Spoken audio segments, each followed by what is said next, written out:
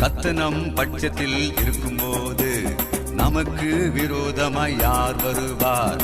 எதிரான கோலியாத்தை கர்த்தர் முறியடிப்பார். பயம் வேண்டாம், திகில் வேண்டாம், தேவனேசு நம்மோடு. இல் விலகுது இயேசுவின் நாமத்தினால். ஒளி பிறந்தது இயேசுவின் நாமத்தினால்.